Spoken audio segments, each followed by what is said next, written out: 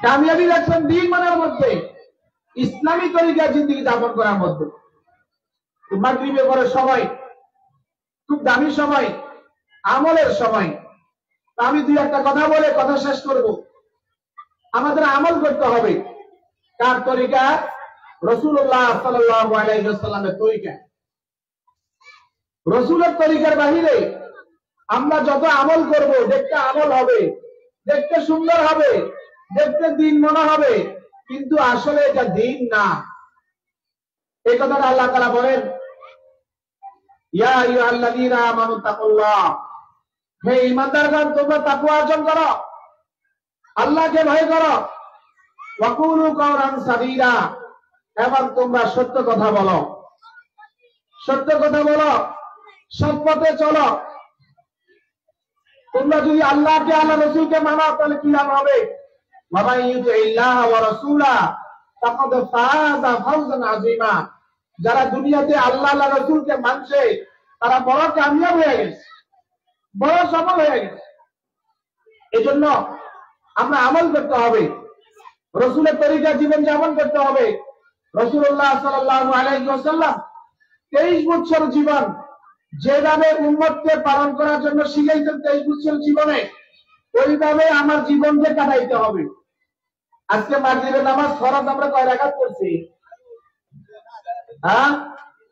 3 রাকাত পড়ছি না? এটা কার তরিকা? রাসূলের তরিকা। রাসূল বলছেন মাগরিবের নামাজ 3 রাকাত পড়ার জন্য, এইজন্য আমরা 3 রাকাত পড়ছি। আজকে যদি আপনারা ঘোষণা দেন বা কোনো আলেম ঘোষণা দেয়, আমরা এখানে বাড়ি থেকে অপশন হয়ে মাহফিলে আসছি, দেশ বিদেশের বড় বড় ওলামায়ে কেরাম আমাদের মাহফিলে আছে, আজকে আমাদের মাহফিলের প্রধানতি ইমামতি করবেন। যেহেতু প্রধানতি যদি আমরা পাইছি, আজ জীবনে পাইতেও পারি, নাও পেতে পারি, উনি আজকে আমাদের মাগরিবের নামাজ 4 রাকাত পড়াবে। আমাদের সময় আছে, আমরা পড়বো না কেন? 4 রাকাত পড়ছি, 3 রাকাত পড়লে তো যদি সওয়াব হয়, 4 রাকাত পড়লে বেশি সওয়াব তো আরো। আমি তো নামাজ পড়ছি, আমি তো চুরি করি নাই, মিথ্যা বলি নাই, গীবত শিকায়ত করি নাই, বড় ইমামের পিছনে মসজিদে জামাতের সাথে মাগরিবের নামাজ 4 রাকাত পড়ছি। আপনারা কি মানবেন? কেন মানবেন না? রাসূলের তরিকার বাইরে চলে গেছে, রাসূলের তরিকার বাইরে চলে গেছে। এজন্য যত বড় মুফতি হন, মুহাদ্দিস হন, সে যদি 3 রাকাত থেকে 4 রাকাত শুরু করে দেয়, পিছন থেকে পাবলিক, এটা বোঝার জন্য বলতেছি, একদম দুর্বল, সিগারেটটা টাইনে মসজিদের সামনে ভাড়া দিয়ে মসজিদে ঢুকছে, ফেমিয়ার মনে আছে হুজুর 3 রাকাত থেকে 4 রাকাতে খাড়াই গেছে, আল্লাহু আকবার করে তো দিবে কিনা? মানে হুজুর আপনি মুফতি হতে পারেন, মুহাদ্দিস হতে পারেন, ইমাম হতে পারেন, আপনার লাইন তুচ্ছ হয়ে গেছেন, আপনার কাতারের বাইরে চলে গেছেন, আইনের বাইরে চলে গেছেন, আপনি কেন 3 রাকাত থেকে 4 রাকাত যান? মানি না। আপনি আমাকে মানেন, রাসূলকে মানেন, আল্লাহু আকবার সতর্ক করছে, আপনি ভুল পথে চলে গেছেন। আপনি 3 রাকাত জায়গা 4 রাকাত কেন গেছেন? আসেন, ফিরে আসেন, রাসূলের আদর্শে আসেন, রাসূলের আদর্শ 3 রাকাত, এটাকেই মানেন, কামিয়াব হবেন। এই তো কথা সব আল্লাহু আকবার বলে আছে, এক আল্লাহু আকবার বলে সব কথা আছে। এইজন্য আমল অল্প হোক, রাসূলের তরিকা বলে আমল হইতে হবে, রাসূলের তরিকা বলে আমল হইতে হবে। মাগরিবের পরের সময় আমলের সময়। আল্লাহ রাসূল সাল্লাল্লাহু আলাইহি ওয়াসাল্লাম ইরশাদ ফরমান, কোন ব্যক্তি যদি মাগরিবের পরে 6 রাকাত আউয়াবিনের নামাজ পড়ে, মাগরিবের পরে তো 2 রাকাত সুন্নাত আছে, এরপরে আরো 6 রাকাত 2 রাকাত 2 রাকাত 2 রাকাত করে 6 রাকাত পড়লাম, এই নামাজের নাম কি? আউয়াবিন নামাজ। আমরা পড়ি তো ইনশাআল্লাহ নামাজ, কি বলেন? আমরা পড়ি, মাঝে মাঝে পড়ি কিনা? না পড়লে আমরা পড়ার চেষ্টা করব। মাগরিবের নামাজের পরে 2 রাকাত সুন্নাত পড়লাম, সুন্নাত পড়ার পরে 2 রাকাত 2 রাকাত 2 রাকাত করে 6 রাকাত আরো বাড়তি নফল পড়লাম। এই নামাজকে আউয়াবিনের নামাজ বলে। 1 মিনিট করে যদি 1 রাকাত যায়, 6 মিনিটে 6 রাকাত, 1 কাপ চা খাওয়ার সময়। মাগরিবের নামাজের পরে বাজারে 6 মিনিট পরে যাই, 6 মিনিটের ভিতরে মসজিদে কয় রাকাত পড়লাম? 6 রাকাত যদি নামাজ পড়ি, আল্লাহর নবী বলেন আমি ঘোষণা করতেছি ওই ব্যক্তির আমল নামায় 12 বছর নফল ইবাদতের সওয়াব লিখে দেওয়া হবে। 12 ঘন্টা না 12 মাস না 12 বছর? বলেন আমরা এখানে মজমায় কে আছে এরকম যে আমি টানা 1 বছর নফল ইবাদত করছি? আমি নাই, আপনারা আছেন কিনা জানি না। তাহলে বলেন মাগরিবের নামাজের সুন্নাত 2 রাকাত পড়ার পর কুল আল্লাহ অথবা আলাম তারা লিলা বিদি যে কোনো সূরা হতে পারে, যেটা যা পারি আমি তা দিয়ে 2 রাকাত 2 রাকাত 2 রাকাত করে কয় রাকাত পড়ব? 6 রাকাত যদি পড়ি আল্লাহ আমাকে কি দিবে? 12 বছর নফল ইবাদত করলে যে সওয়াব, এই সওয়াব আমাকে দিবে। সুবহানাল্লাহ। বাসায় মহিলারা পড়বে, আল্লাহ তাআলা মহিলাদেরকে দিবে। মসজিদে ইমাম সাহেব পড়বে, ইমাম সাহেব পাবে। মুসল্লি পড়বে, মুসল্লি পাবে। পুরুষ পড়বে, পুরুষরা পাবে। মহিলারা পড়বে, মহিলারা পাবে। আমরা পড়বো তো ইনশাআল্লাহ। ইনশাআল্লাহ। আরেকটু যদি আগে যাই, আল্লাহ নবী বলেন একটু আগে গেছেন 6 রাকাতে 12 বছর। আল্লাহ নবী বলেন তোমরা যদি আরেকটু সময় ব্যয় করে মসজিদে 20টা রাকাত করতে পারো, 2 রাকাত 2 রাকাত করে অথবা 4 রাকাত 4 রাকাত করে, কয় রাকাত? মাগরিবের পরে যদি কোনো ব্যক্তি 20 রাকাত নফল নামাজ আল্লাহকে দেয়, আল্লাহর নবী বলেন তার জন্য জান্নাতের মধ্যে একটা বিল্ডিং তৈরি করা হবে। গৌরবের বিষয়, আমি আজকে 20 রাকাত পড়ে একটা জান্নাত তৈরি করতে পারছি, বাড়িতে যায় স্ত্রীর সাথে গৌরব করব। আমরা যারা এই আলাদি গ্রাম বসবাস করি, হাতিয়া বসবাস করি, যাদের নোয়াখালী একটা বাড়ি আছে, তার সামনে কথা করতে একটু ছোটই কথা কর লাগে। আর যার নোয়াখালী বাড়ি আছে সে গলা টান করে কথা কয়, কাকে দিতে চা আগে? আমাকে চিনাস? আমার হাতিয়া বাড়ি আছে, নোয়াখালী বাড়ি আছে, আমি সাধারণ লোক নাকি? আমি একটু র্যাঙ্ক করি, তার একটু পাওয়ার বেশি, তার নোয়াখালীতে একটা বাড়ি আছে। আর পাশে আরেক ভদ্রলোকের ঢাকা একটা বাড়ি আছে, তো এইবার নোয়াখালীটার বেল শেষ। ওইটা কয় আমাকে চিনো? আমি ঢাকাতেও একটা বাড়ি করছি। ঢাকা শেষ সিঙ্গাপুরে আছে, আমেরিকাতে আছে। ও মাগো, আগে একটা এলাকার এতে একটা ঢাকা ছাড়া যে সিঙ্গাপুরও গেছে, তোরা আমেরিকাও আছে বলে কত টান দিয়ে কথা কয়। যত দূর তত কথা টানে, লম্বা হয়ে যায়, দাপাত বাড়ে, খেলন বাড়ে।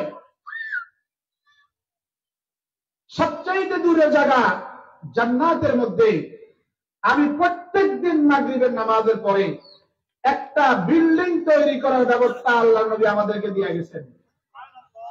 কয় রাকাত নামাজের বিনিময়? 20 রাকাত নামাজ পড়তে 1 মিনিট করে সর্বোচ্চ 20 মিনিট। 20 মিনিটে একটা বিল্ডিং।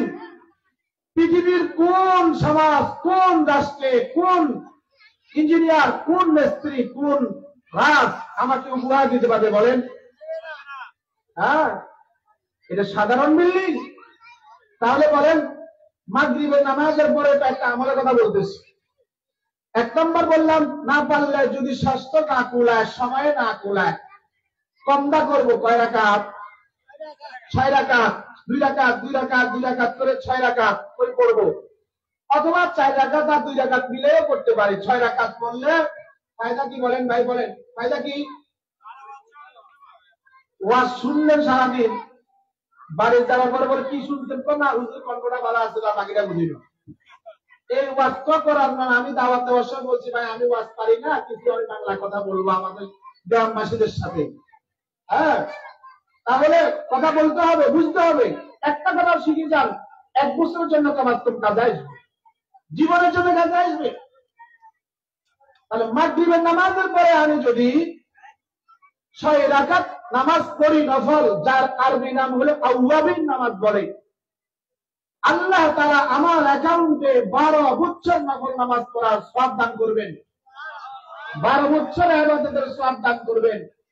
যদি কষ্ট করে আর একটু বাড়াই যেতে পারে, 20 রাকাত করতে পারে, তাহলে আল্লাহ তাআলা আমার জন্য জান্নাতের মধ্যে একটা বিল্ডিং তৈরি করবেন। সুবহানাল্লাহ। সহজ না কঠিন? সহজ। সহজ, সহজ বিষয়। কার কার নিয়ত আছে ইনশাআল্লাহ আমল করব ইনশাআল্লাহ। বুঝছেন তো কথা? জি। আল্লাহ তাআলা আমাদেরকে তৌফিক দান করেন। আমিন। আচ্ছা, যেহেতু আউয়াবিনের কথা আসছে, তাহলে একটাও বলে দিই। এইভাবে ফজরের পরে আবার সূর্য যখন বাস পরিমাণ উপরের দিকে উঠে, তখন 2 রাকাত নামাজ পড়তে হয়। আল্লাহ নবী পড়তেন, এটা হলো নবীর জীবন। আল্লাহ নবীর ইতিহাস। নবী কি করতেন? ফজর নামাজের পরে, ফজরের নামাজের পরে নবী জিকির আজকার দোয়া দুরূদ পড়তেন, তালিম দিতেন, মানুষদেরকে দ্বীন শিক্ষা দিতেন। এরপরে বাস পরিমাণ 1 মাস পরিমাণ যখন সূর্য উপরের দিকে উঠে যাইত, তখন রাসূল সাল্লাল্লাহু আলাইহি ওয়াসাল্লাম 2 রাকাত নফল নামাজ পড়তেন। সাহাবায়ে কেরামকে পড়ার জন্য বলছেন, সাহাবায়ে কেরামকে পড়ার জন্য বলতেন। এই নামাজকে বলা হয় ইশরাকের নামাজ। হাদিসের মধ্যে আল্লাহ নবী ইরশাদ করেন, ফজরের নামাজের সালাম ফিরাবার পরে 15-20 মিনিট আমরা মসজিদে জিকির আজকার করে অপেক্ষা করলাম। এরপরে 2 রাকাত নফল নামাজ পড়লাম, যে কোনো সূরা দিয়ে। কি দিবে আল্লাহ আমাকে? একটা কবুল হজ, একটা কবুল উমরার সওয়াব দান করবেন। বলেন, 2 রাকাতের বিনিময়ে আল্লাহ দিতেছে কি? কবুল হজ, একটা কবুল হজ, একটা কবুল উমরা।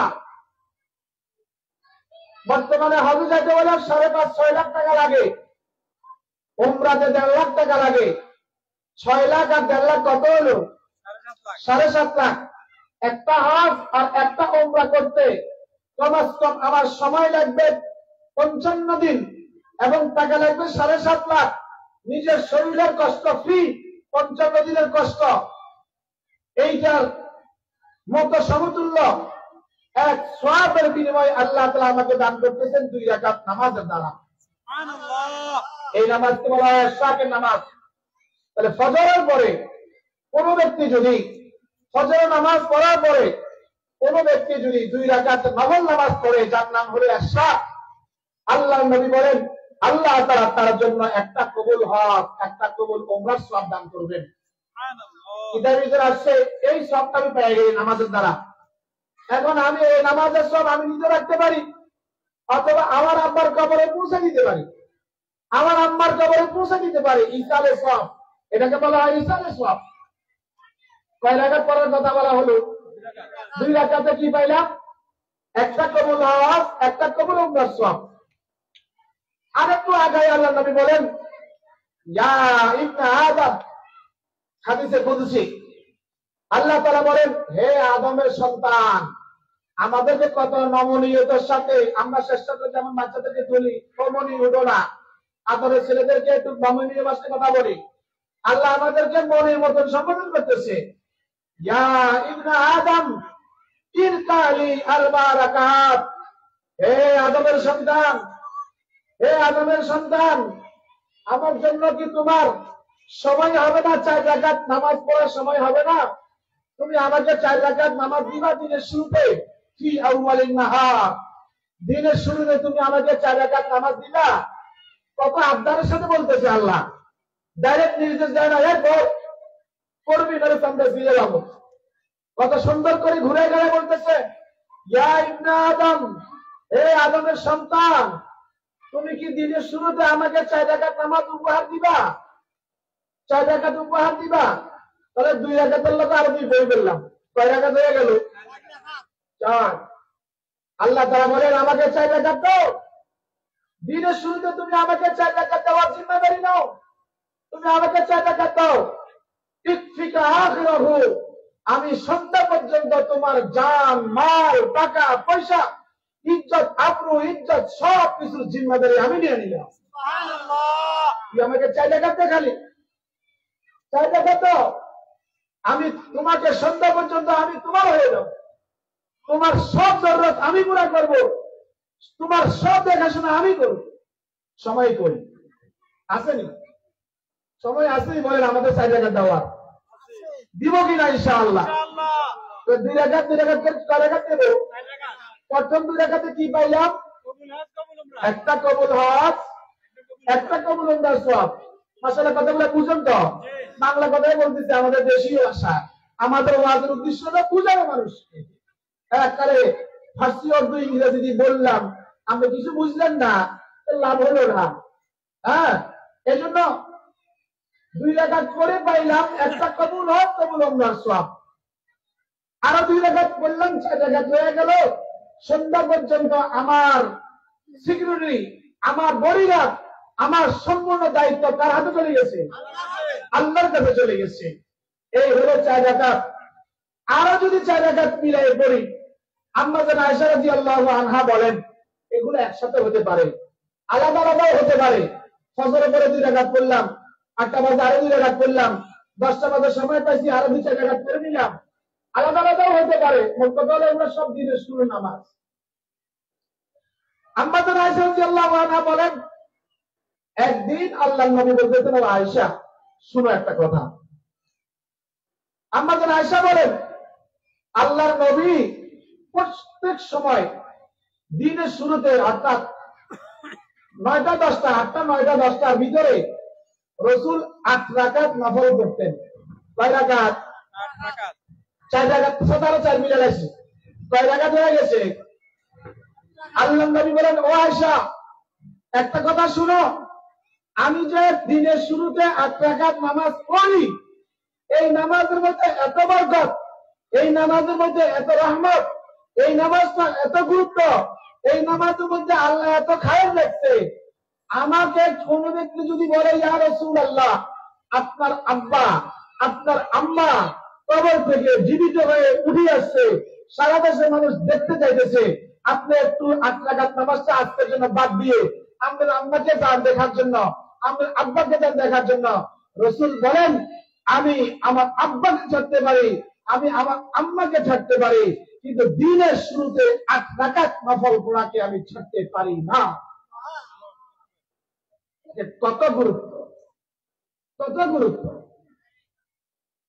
কি গুরুত্ব হলে রাসূল এই কথা বলতেছেন, আমার আব্বা আম্মাকে যদি জীবিত করা হয়, এর বিনিময়ে আমি এই 8 রাকাত নামাজকে ছাড়বো না।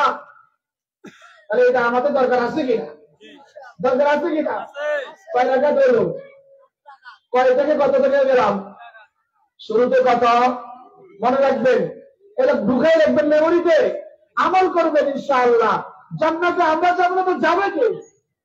এই নবীর উম্মত জান্নাতে যাবে না তো জান্নাতে যাবে কে? আমি আমল করে করে জান্নাতে যাবো ইনশাআল্লাহ। 2 রাকাত পড়লাম শুরুতে, কবুল হজ কবুল উমরাহ সব পাইলাম। 4 রাকাত পড়লাম, 2 রাকাত মিলে 4 রাকাত হয়ে গেছে। পুরা আমার জিম্মাদারি আল্লাহর হাতে চলে গেছে। 8 রাকাত পড়লাম, বিশাল এক রহমত বরকতের মধ্যে আমি শামিল হয়ে গেলাম। যেই বরকতের কথা রাসূল বলতেছেন, আমার আব্বা আম্মা জীবিত হলেও আমি এই নামাজকে ছাড়বো না, এত দামি নামাজের মালিক আমি হয়ে গেলাম। এরপরে হাদিসের মধ্যে আল্লাহ নবী বলেন, আরেকটু কষ্ট করে যদি আগায় যায় 12 রাকাত পড়তে পারো। কয় রাকাত? কোন ব্যক্তি যদি কষ্ট করে দিনের শুরুতে 12টা রাকাত নফল নামাজ আমাকে দিতে পারে, আল্লাহর নবী বলেন, আমি ওয়াদা করলাম আল্লাহ তাআলা তার জন্য জান্নাতের মাঝে একটা স্বর্ণ চাঁদির বালা, কি বলে, বিল্ডিং তৈরি করবেন। কয় রাকাতের বিনিময়ে? 12 রাকাতের বিনিময়ে। তাহলে আমি সকাল বিকাল কয় বিল্ডিং এর মালিক হলাম? আমার মতো পাও বলেন। সকালে 12 রাকাত ইশরাক করে, একটা হজ একটা উমরা, সারাদিনের জিম্মাদারি, আর রাসূলের মা বাপ জীবিত হওয়ার চাইতে দামি এক জিনিস হাসিল করলাম। সর্বশেষ সকালবেলা 12 রাকাত নামাজ করে আমি একটা জান্নাতের মধ্যে স্বর্ণ চাঁদির একটা বিল্ডিং তৈরি করলাম। আমার চেয়ে ধনী আর কে আছে? আমার চেয়ে ধনী আর কে আছে? তাহলে সকালে একটা বিল্ডিং, বিকালবেলা মাগরিবের পরে 20 টাকা পরে আরেকটা বিল্ডিং, 2 বিল্ডিং হয়ে গেল সকাল বিকাল। হাদিসের মধ্যে আছে, কোন ব্যক্তি যদি একবার সূরা ফাতিহা পড়ে 10 খতম কোরআন শরীফের সব, এ 10 পড়া কোরআন শরীফের সব দেওয়া হয়। 3 বার পড়লে 1 খতম কোরআন শরীফের সব। 3 বার পড়লে 1 খতম কোরআন শরীফের সব। আর 10 বার সূরা ইখলাস পড়লে কুল আল্লাহু আহাদ, এই সূরাটা আমরা পারি না। আমার মনে হয় এখানে কোনো মুরব্বি নেই, কোনো বালের পুরুষ এখানে নাই, গ্রাম সমাজে মনে হয় কোনো মহিলা নাই, শুদ্ধ অশুদ্ধ হলে কিছু হলে পারে। কুল আল্লাহ শরীফ যেটাকে আমরা বলি, কুল আল্লাহ শরীফ একবার বললে 10 পারা কোরআন শরীফ তেলাওয়াত করার সওয়াব, 2 বার বললে 20 পারা, 3 বার বললে 1 খতম। 3 বার পড়ছি 1 খতমের সওয়াব হয়ে গেছে। আমি আমার আব্বার কবরে পৌঁছায় দিই, দেখি চলে যেতেছে, আম্মার কবরে পৌঁছাই দিই, চলে যেতেছে। আমরা এগুলা করি না। আব্বা আম্মার কবরে সব পৌঁছাইতে আগরবাতি মোমবাতি লাগে না, শুক্রবার লাগে না, ইমাম সাহেব লাগে না, মুয়াজ্জিন সাহেব লাগে না, আপনার বিস্কুট লাগে না, বকশিশ লাগে না। আপনার বাবার কবরে সব আপনি পৌঁছান, সূরা ফাতিহা পড়েন, কবরে সব পৌঁছে গেছে। এশাকে নামাজ পড়ি, উমরা হজের সব পাইছেন, বাবার কবরে পৌঁছায় যান। আউয়াবিন করে বিল্ডিং এর মালিক হয়েছেন, নিয়ত করেন এই বিল্ডিং বাপের লাই। এশাক করে বিল্ডিং এর মালিক হয়েছেন, নিয়ত করেন এই বিল্ডিং মাল্লাই। সকালে মারা দেন, বিকালে বাপরে দেন, কাজ নাই, দোকানে বেচা কিনা নাই, জমিনে ক্ষেত কুবাইতেছেন, রিক্সা চালাইতেছেন। একবার সূরা ইখলাস পড়েন, 2 বার পড়েন, 3 বার পড়েন, 1 খতম কোরআন শরীফের সব হয়ে গেছে। এখন এই সবটুকু হাত তোলা লাগবে না, ওযু লাগবে না, গোসল লাগবে না, পশ্চিম দিকে ফিরা লাগবে না, আগরবাতি লাগবে না, মোমবাতি লাগবে না। মনে মনে নিয়ত করেন, আল্লাহ 3 বার সূরা ইখলাস পড়ছি, 1 খতম কোরআন শরীফের সব হয়েছে। আমার আব্বার অবদান আমার উপর আছে, আমার মায়ের অবদান আমার উপর আছে, আমার ওস্তাদের অবদান আমার উপর আছে, আমার ভাই বোনের অবদান আমার উপর আছে। তারা আজকে কবরবাসী হয়ে গেছে, তাদের কবরে হাদিয়া দেবে, পুষ হয়ে দাও, সাথে সাথে কোরআন খতমের সব ডুবে গেছে। আমরা করি না। শয়তান আমাদেরকে বড় করে ফেলছে। শুক্রবার লাগবো, ওই যে ঈদ মসজিদ হেদিন লাগবো, আগরবাতির টাকা নাই, মোমবাতির টাকা নাই, ইমাম সাহেবের বকশিসের টাকা নাই, এগুলো মিলাদ করা না। কি মিলাদ করাবো? বিস্কুট কিনা টাকা নাই। কি মিলাদ করাবো? আমার এই হুজুরের দোকানে টাকা নাই। কি মিলাদ করাবো? শুক্রবার যায় না। বাপ মরে কবরে আজাবে, আর আমি শুক্রবারের জন্য বসে রয়েছি। ঘরে আগুন লাগছে, আজকে ফায়ার সার্ভিস আসবে শুক্রবারে, এটাই বসে রয়েছি। হ্যাঁ, বোকা বোকা, আমাদেরকে বোকা বলে রেখেছে শয়তান। এই জন্য ভাই 10 বার সূরা ইখলাস পড়লে আবার একটা বিল্ডিং এর মালিক হয়ে গেলাম। 10 বার সূরা ইখলাস পড়লে আবার এক বিল্ডিং এর মালিক। এই জন্য ভাই ছোট ছোট আমলগুলো করবো তো ইনশাআল্লাহ। মেসওয়াকের সাথে নামাজ পড়বো, আমলের জন্য প্রতিযোগিতা হওয়া যেতে পারে। একটু কষ্ট করে হাত তুলি তো। আজকে মাগরিবের সময় আমরা কারা কারা মেসওয়াক করছি? আমি করছি। মাগরিবের নামাজটা ওযু করার সময় মেসওয়াকের সাথে করছি। মাশাআল্লাহ, একজন বাবা গেছে মজমাতে, 2 জন, 3 জন, 4 জন, মাশাআল্লাহ। এখন আল্লাহ তাআলা দিন রাখছেন। কি বলছে দেখেন, পার্থক্য করে বুঝার জন্য। আমরা যারা এই 4-5 জন মাগরিবের নামাজ মেসওয়াকের সাথে ওযু করে পড়ছি, ইমাম সাহেব কিন্তু একজন। ইমাম সাহেব পিছনে নামাজ পড়ছি না? বাকি আলাদা আমরা ইমাম সাহেব পিছনে নামাজ পড়ছি। ইমাম এক, মসজিদ এক, জামাত এক, মাগরিব পড়ছি। দশম কি? যারা এই শুকনা ঢাল না, এটা তো শুকনা ঢাল নয়, এটা রাসূলের আদর্শ, রাসূলের হুকুম। একটু দাঁতে ঘষি নিছে যারা করছে, একই ইমামের পিছনে নামাজ পড়ে 1 রাকাতে 70 রাকাত বেশি সওয়াব পাইতেছে।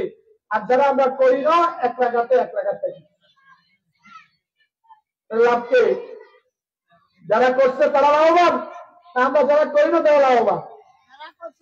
মেসওয়াক করে নামাজ পড়লে 1 রাকাতে কত রাকাত? 70 রাকাত সব বাড়ি যায়। 1 রাকাতে 70 গুণ সব বাড়ি যায়, 70 রাকাতে সব বাড়ি যায়। মেসওয়াক করবো তো ইনশাআল্লাহ। মেসওয়াকের বহুত ফাজাইল আছে, হাদিসের মধ্যে আছে। তোমরা মেসওয়াক বেশি করে করো, মৃত্যুর সময় তোমার কালমা নসিব হবে। মেসওয়াকের অনেকগুলো ফজিলত, তার ভিতরে একটা ফজিলত হলো মরার সময় কি আলম হয়, কালিমা নসিব হবে মরার সময়, তাহলে আমার মুখ দিয়ে কালিমা আসবে না। এজন্য এটা খাজুরের ডাল।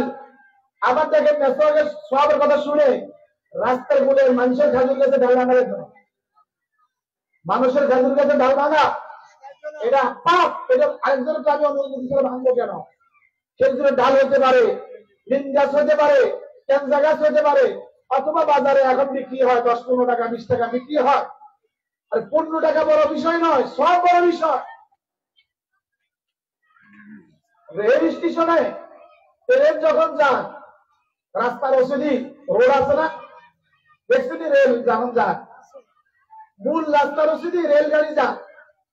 তো রাস্তার ওসিডি রেলগাড়ি যখন যায়, গাড়িও যাবে রেলও যাবে, ধাক্কায় অ্যাক্সিডেন্ট করবে। এই জন্য রেলগাড়ি আসার আগে দিয়ে একটা বাঁশ ফেলা, রাস্তার মধ্যে একটা বাঁশ ফেলা, কোথাও লোহা ডান্ডা ফেলা, কোথাও বাঁশ ফেলা। রেল আসার আগে দিয়ে কর্মচারী বাঁশ একটা ফোটাই দিছে, মানে কি বুঝাইছে? এই ট্রাক, জিপ, গাড়ি যা আছে সব বন্ধ, রেল যাবে। ক্রসিং করলে তুমি যদি এই আইন না মানা, তুমি দুর্ঘটনা করবা। এখন ট্রাকওয়ালা যদি কিরে এতে হোকাইছি গেছে বাঁশ, আরো বাঁশ হয়েছে সব উড়িয়ে গেছে, তুলে নিয়ে বাঁশ।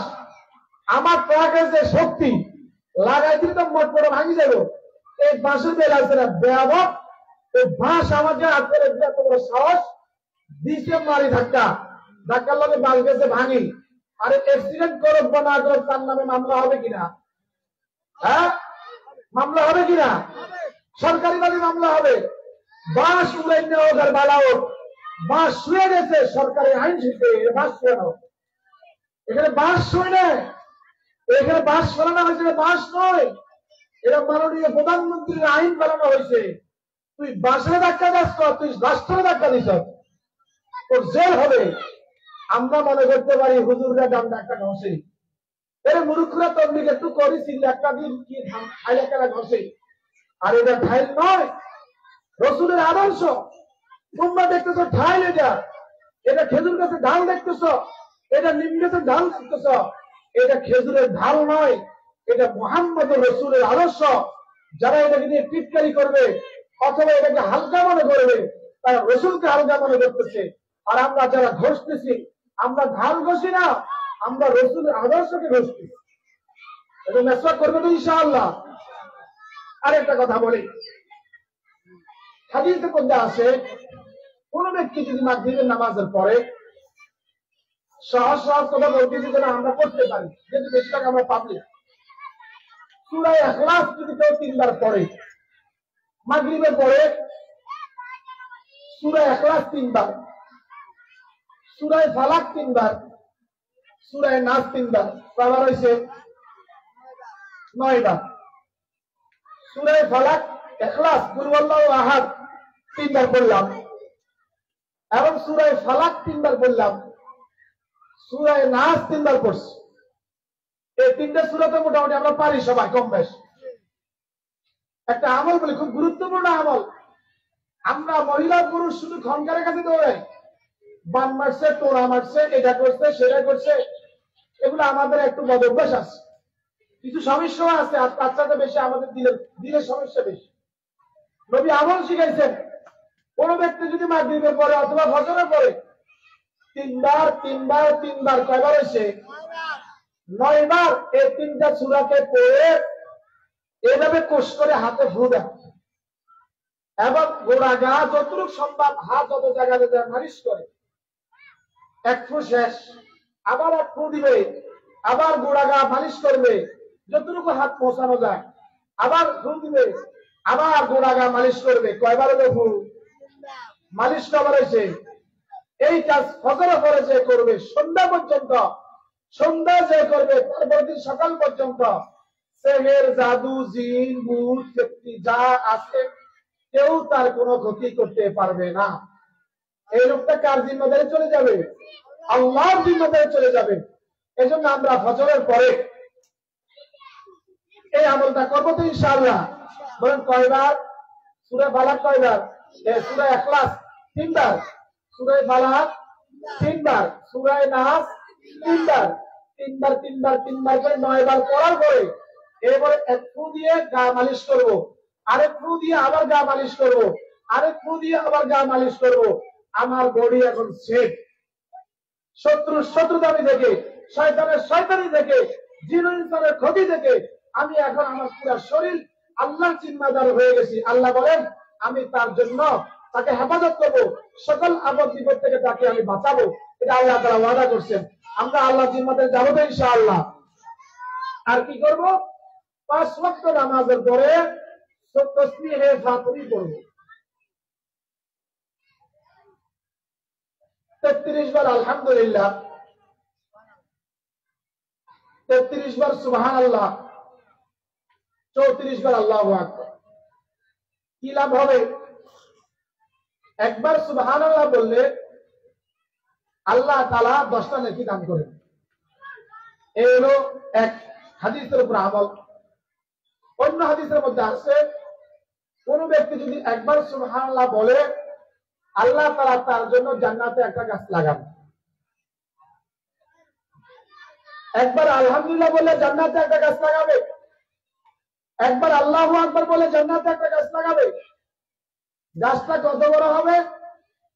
একটা তেজি ঘোড়া 1 বছর দৌড়েও ওই একটা গাছের ছায়া শেষ করতে পারবে না। তাহলে সুবহানাল্লাহ যত বেশি পড়বো তত লাভ বেশি।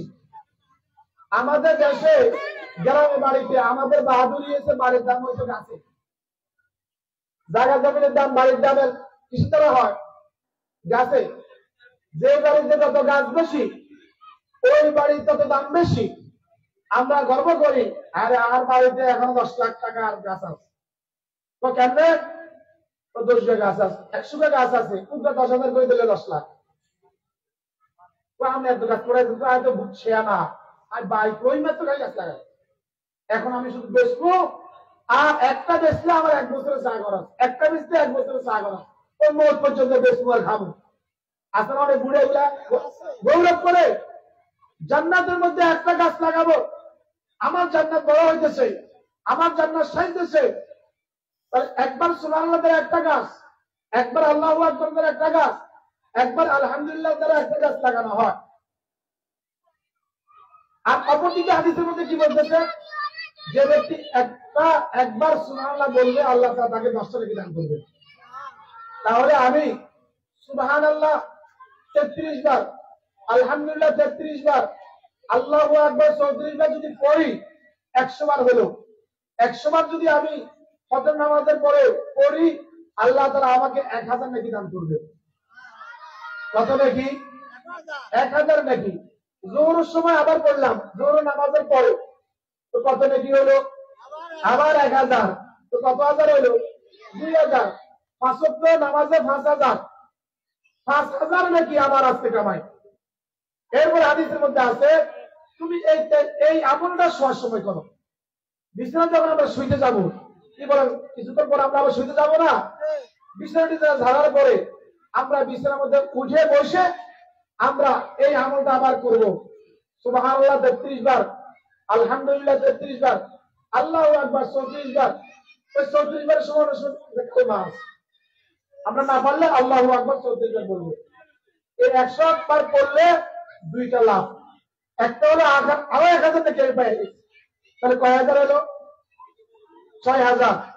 5 ওয়াক্তে পাইলাম 5000, শোয়ার সময় 100 বার পড়ে পাইলাম আরো 1000, 6000। হাদিসের মধ্যে আছে আল্লাহর নবী ইরশাদ করেন কোন ব্যক্তি যদি সারাদিন পরিশ্রম করে, দোকানের কাজ, খামারের কাজ, ব্যবসা বাণিজ্যের ক্লান্তি পরিশ্রম, নানাবিধ ডিউটি করতে করতে তার শরীর ক্লান্ত হয়ে গেছে, আর কোন ব্যক্তি যদি শোয়ার সময় এই আমলটা 33 বার সুবহানাল্লাহ, 33 বার আলহামদুলিল্লাহ, 34 বার আল্লাহু আকবার এই আমলটা করে শোয়, আল্লাহ তাআলা তার পুরা শরীরটাকে সকালবেলায় নওজোয়ান করে তুলবে। ক্লান্তি, পেরেশানি, দরা ব্যথা যা আছে সব আল্লাহ তাআলা এই আমলের দ্বারা দূর করে দিবে। আমার আগে দিয়ে মুফতি মামুন সাহেব বলছে না ডাক্তারি বিদ্যা, সুস্থতার বিদ্যা। আরে আল্লাহর নবী তো সবচেয়ে বড় ডাক্তার। নবী সব সমস্যার সমাধান, বেশিরভাগ সমস্যার সমাধান গুলা আল্লাহর নবী আমলের দ্বারাই সমাধান করছে। কিসের দ্বারা সমাধান করছে? আমল দ্বারা সমাধান করছে। এক সাহাবী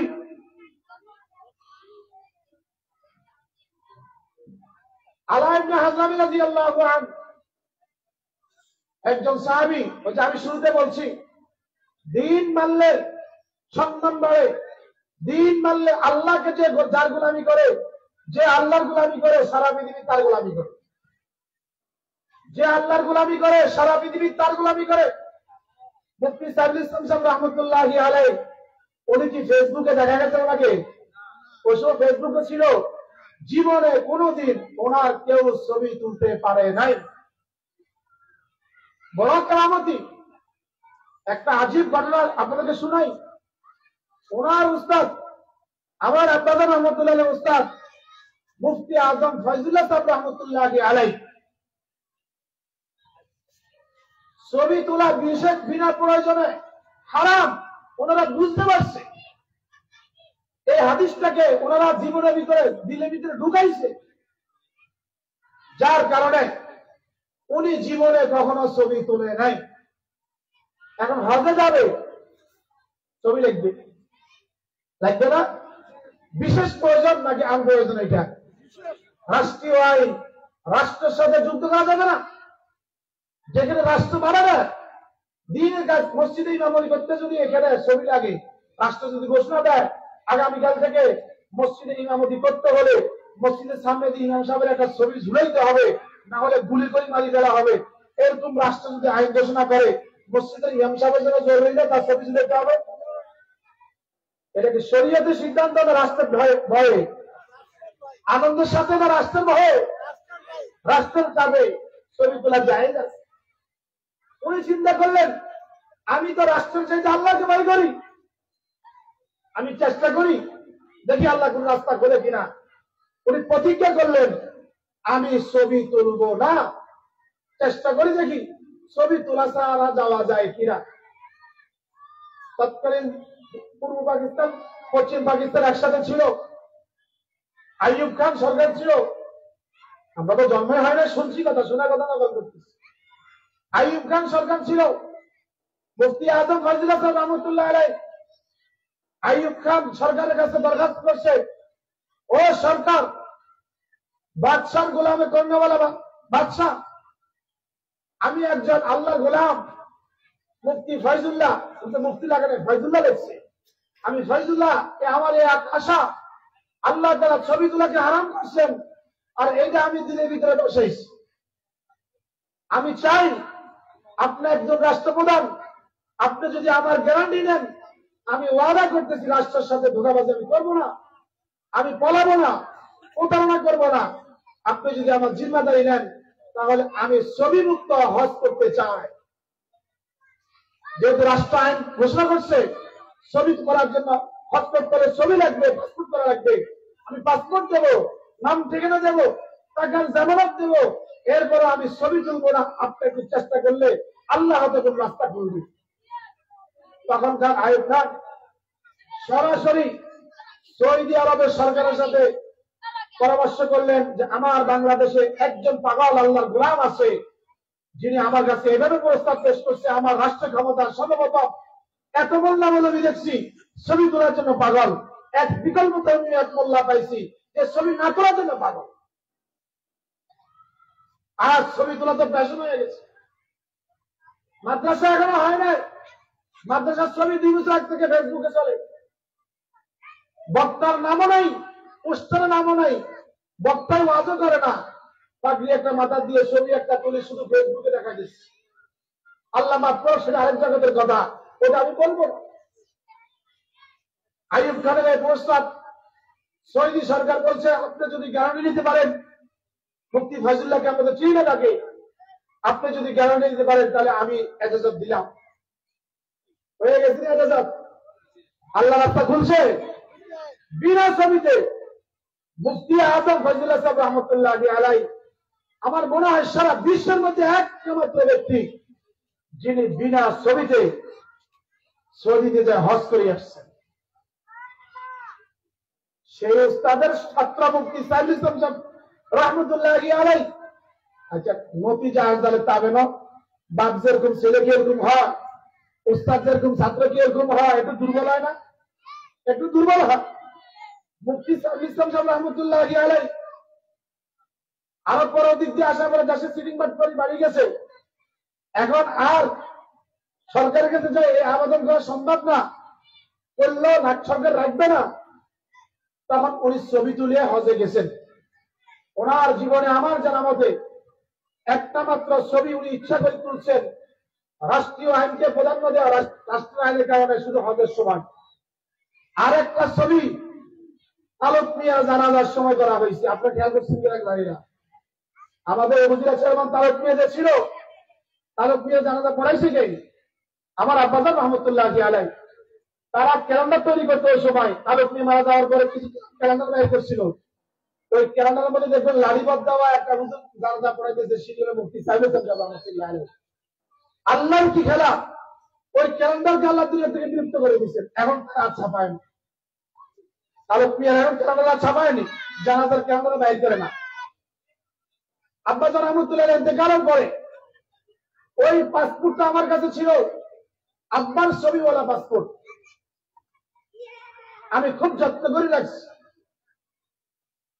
একদিন কই থেকে কিছু আলেম এসে, ছোট ছিলাম বুঝি নাই, আমাকে বলতেছে হুজুরের কোন চিঠি আছে কিনা।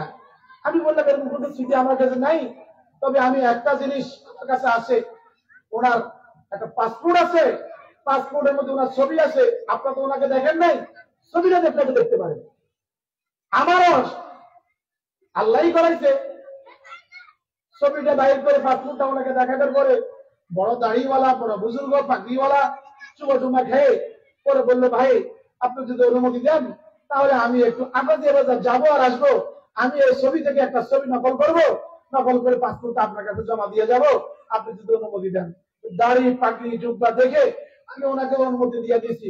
উনি যে পাসপোর্টটা লেগে গেছে, আজ পর্যন্ত আমার সাথে ওরা দেখা হয়নি।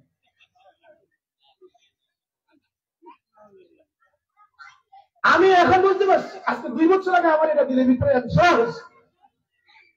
এটা কোনো ব্যক্তি ছিল না, আমার মনে হয় এটা ফেরেশতা ছিল।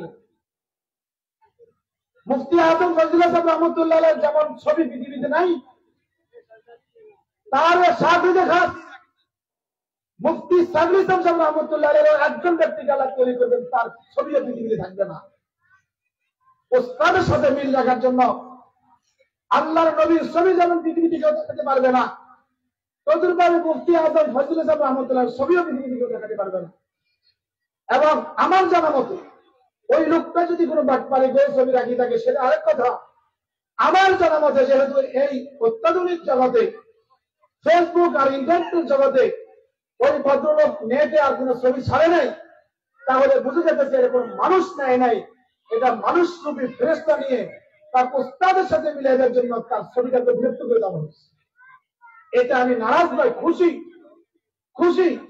এই জন্য ভাই বলার উদ্দেশ্য হলো, আপনারা এখানে যারা আছেন মুফতি সাইফুল ইসলাম রহমতুল্লাহ আলাইহি সমাজব্যাপ্তা দিন মানতে হবে। মুফতি সাইফুল ইসলাম রহমতুল্লাহ এক জঙ্গলে ছিলেন, নেট নাই, পত্রিকা নাই, ফেসবুক নাই, কিচ্ছু নাই। সারা পৃথিবীর মানুষের অন্তরে অন্তরে তার সুনাম, তার হকার, তার ইজ্জত কে পৌঁছাইছে? আল্লাহ পৌঁছাইছেন। কারণটা কি? গোলামি করছেন আল্লাহ। আমরা যদি আমি সে আল্লাহর গোলামি করতে পারি, আমার দিলের মধ্যে একমাত্র যদি আল্লাহকে জায়গা দিতে পারি, আল্লাহ আমার দাম, আমার ইজ্জত, আমার সম্মানকে সারা পৃথিবীর অলিতে গলিতে পৌঁছাই দিবেন, এটা আল্লাহর দায়িত্ব। এই জন্য আমলের দ্বারা, জিকিরের দ্বারা, তেলাওয়াতের দ্বারা, অর্থাৎ মুশিদের দ্বারা, সুন্নাত তরিকা জীবনযাপন করার দ্বারা আমাদের মানকে বাড়াইতে হবে। আবু বকর রাদিয়াল্লাহু আনহুকে দেখি নাই? আমার সামনে যদি আবু বকর রাদিয়াল্লাহু আনহুকে কেউ গালি দেয়, শরীরে পছন্দ হয়ে যাবে, মারামারি করার জন্য, জান দেওয়ার জন্য তৈরি হয়ে যাবো। আপনি কে আবু বকর? আমি চিনি না। কে ওমর? আমি চিনি না। কিন্তু আল্লাহ তাআলা আমার দিলের ভিতরে মহব্বত কেন পয়দা করছেন? সে আল্লাহকে মানছে। এই জন্য আল্লাহকে মানবো তো ইনশাআল্লাহ ভাই। হ্যাঁ, আল্লাহ তাআলা আমাদেরকে তৌফিক দান করেন। এই মজমা এই মাহফিল লাখো টাকার খরচের বিনিময়ে হইতেছে। আমরা কথাগুলো খুব খেয়াল করে শুনবো, আমরা নিয়তে শুনবো। বিশেষ করে যেটা আমি বলছি সময় কম, এলোমেলো কিছু কথা বলবো, এলোমেলো বলছি চারিদিক থেকে, আর আমি গোসাই কথা বলতে জানিও না। এখানে একটা মাদ্রাসা আছে, আছে না মাদ্রাসা? মাদ্রাসা আছে। সারা পৃথিবীর সকল মাদ্রাসা আমার মাদ্রাসা মনে করতে হবে। আমাদের প্রত্যেকটা ছেলেকে হাফেজ, আলেম, মুফতি, মুহাদ্দিস বানানোর জন্য আমি চেষ্টা করি। আচ্ছা বলেন, একজন মানুষ তার 4টা সন্তান আছে, তার কাছে যদি প্রস্তাব দেওয়া হয় আপনার 4টা ছেলেকে 4টা ইউনিয়নের চেয়ারম্যান বানাইতে চায়, আপনি কি বলেন? সে কি বলবে? দরকার নাই, বাজিরে উদ্গারে বানো, আর 3 গাছ চাষ করতে লাগবো, গরুর গাছকে দেখবো, আরো কে চলবো, মনীষিকে দেখবো পাইবো, এটা কে বলবে? বলবে হাসা না, কত টাকা লাগবো, কিছু ফাইল সোজা করতে কিছু লাগবে না, আর টাকা ডবল হবে। 4টা ছেলেকে যদি 4টা ইউনিয়নের চেয়ারম্যান বানায় দেওয়া যায়, আর আমি ঠ্যাঙ্গালো যে ঠ্যাং দিয়ে কি এর মরিচ খেতার আলু খেতার কোনবার থাকবো সুগার, ঠ্যাঙ্গালো যে ঠ্যাং দিয়ে আমি তার দোকানে নাস্তা করবো আর চলবো, এই ইউনিয়ন একদিন ওই ইউনিয়ন একদিন ঘুরবো।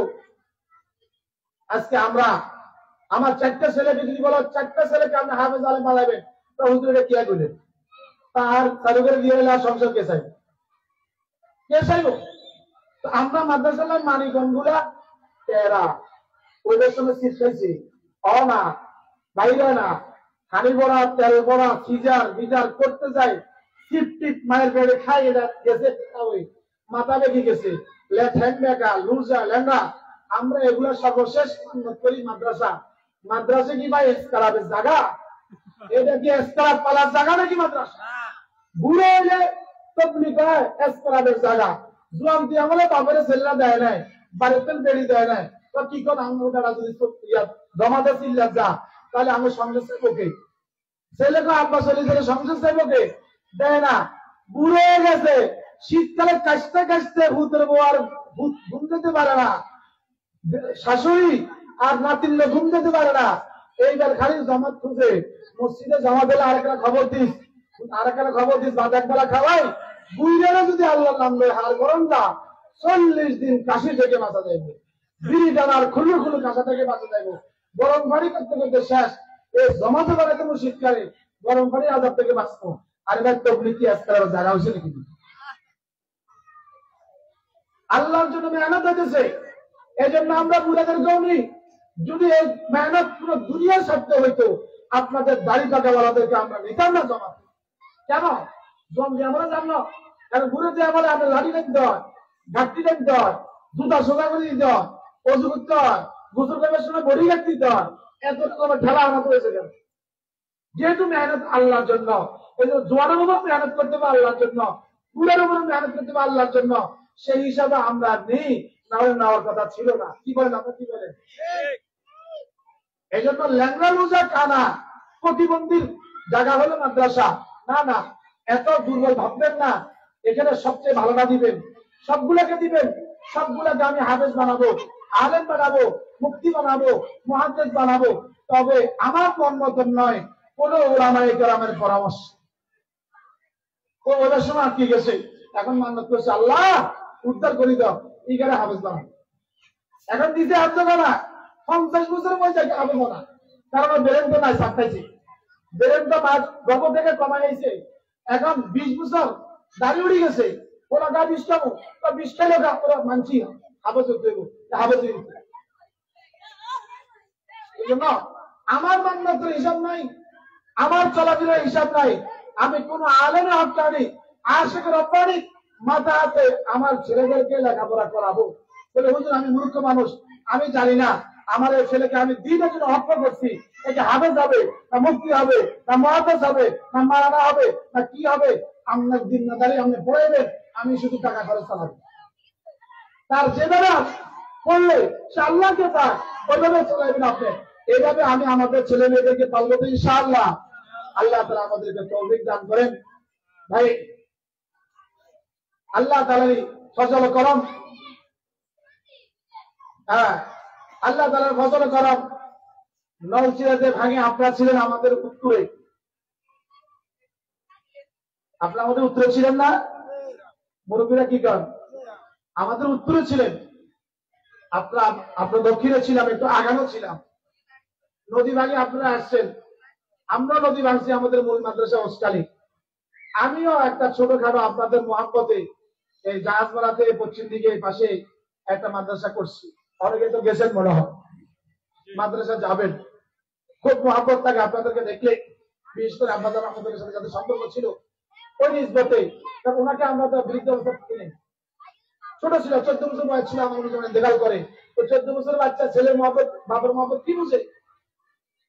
আপনারা তার সঙ্গে সাথে সেই হিসাবে খেদমত করার চেষ্টা করতেছি। এই জন্য আপনারা যাবেন, এখানে মোহাম্মদপুর সাইফুল আলম হাফিজ সুন্নাহ মাদ্রাসা আবার নামে করা হয়েছে। আমরা ওখানে সময় দেওয়ার চেষ্টা করবো। মাসালা মাসিলের প্রয়োজন হলে আমরা ওখানে যাব। আর একটা মাসালার বিষয় এখানে বলার কথা বলা হয়েছে, আসলে ওয়াজ মাহফিল তো মাসালা বিষয় না। এখানে নিজেরা জানে যে মাসালা হলো ব্যক্তিগতভাবে জানতে হয়, বড় যেহেতু এটা আম মাসালা সবার জানা থাকা হিসেবে বলতেছি, আর অনুরোধ করছে সেই হিসেবে বলতেছি। আপন বোন আর দুধ বোন, আপন মা দুধ মা, বড় আকারে দুটো মাছ, জন্মদাতা মা, যার থেকে আমি প্রসব হয়েছে, আমাকে প্রসব করছে, এটা আমার আপন মা। আর যার দুধ আমি খাইছি 2 বছরের মধ্যে, বাচ্চার 2 বছরের মধ্যে যে দুধটা, সেগুলো দুধ মা। আল্লাহর নবীর আপন মা জন্মদাতা মা ছিলেন আমেনা। আল্লাহর নবীর দুধ মা ছিলেন হালিমাতুস সাদিয়া রাদিয়াল্লাহু আনহা। আপন মার বাবার যেমন দুধ মার বাবার তেমন, আপন মাকে যেমন বিবাহ করা হারাম, দুধ মাকে বিবাহ করা হারাম। আপন মাকে যেমন দেখা দেওয়া যায়, দুধ মাকে দেখা দেওয়া যায়, ওইভাবে আপন বোনকে যেমন বিবাহ করা হারাম, দুধ বোনকেও বিবাহ করা হারাম। একই আপন বোন, দুধ বোন, একই বোন, একই বোন, মাসালা বলা হবে, কোন পার্থক্য নাই। আপন ভাই, দুধ ভাই, একই ভাই, একই ভাই, কোন মাসালাগত পার্থক্য নাই। আপন মাকে যেমন বিবাহ করা যাবে না, তদ্রুপ ভাবে আপন দুধ মাকেও বিবাহ করা যাবে না, হারাম। আপন বোনকে যেমন বিবাহ করা হারাম, দুধ বোনকেও বিবাহ করা হারাম, দুধ বোনকে বিবাহ করা যাবে না। আপন বোনের সাথে যেমন ভাই দেখা দিতে পারবে, দুধ বোনের সাথে দুধ ভাই দেখা দিতে পারবে, কোনো সমস্যা নাই। তাহলে বোঝা যাচ্ছে ভাই, এই জন্য আমরা হারামের মধ্যে মুক্ত হবো না। আর এটা খুব নোংরা কাজ বর্তমান সমাজে চলতেছে, যে 2 মহিলা একত্রিত হলে দুধ করে খাওয়াই না, খুব আইব, করবেন না। এটা কি পুতুল খেলা নাকি? আজকে 3-4 মহিলা গল্প গুজব করে, ইগার দুধ ইগেরে যায়, ইগার দুধ ইগেরে যায়, একটু ধরে খাওয়া, একটু ধরে খাওয়া, 4-5 সালে খাওয়া দিচ্ছে, আনন্দ উৎসবের মতো করে দিছে। একটা একটা সব ছেলে মেয়ে হয়ে গেছে, মা মেয়ে হয়ে গেছে। এখন তো 10 বছর 20 বছর 30 বছর পরে মনে আছে না, মনে আছে কার দুধ কে খাওয়াইছে, ইগের বিয়ে দেয় জল লাগে, উগের বিয়ে দেয় জল লাগে, উগের বিয়ে দেয় জল লাগে, আজীবন আরাম করতেছে, আরাম পেতেছে। কি সব করলো আপনার? হ্যাঁ, দুধ পাইতেছে না, বাচ্চা মারা যাচ্ছে, আপনি খাওয়ান, নির্দিষ্ট করে খাওয়ান, ওসিয়ত করে যাবেন, খবরদার অমুক অমুক আমার দুধ খাইছে, তাদের সাথে তোমরা তোমাদের ভাই বোন তোমরা ওদেরকে চলাফেরা করবা, সমাজকে গ্রামকে জানাই যাবেন ওরা বিপদের কারণে আমার দুধ খাইছে, আর তোমরা তাদের সাথে বিবাহ সাথে বেঁধে দিবে। আল্লাহ তাআলা আমাদেরকে বুঝার এবং আমল করার তৌফিক দান করেন। সুবহানাল্লাহি ওয়া বিহামদিহি, সুবহানাকাল্লাহুম্মা ওয়া বিহামদিকা, আশহাদু আল্লা ইলাহা ইল্লা আনতা, আস্তাগফিরুকা ওয়া আতুবু ইলাইক।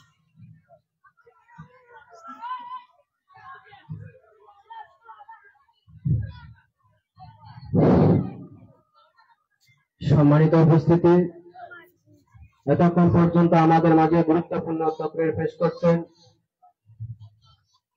মোহাম্মদপুর সাইফুল আলম হামিদ সুন্নাহ মাদ্রাসার সুনামধন্য মহাপরিচালক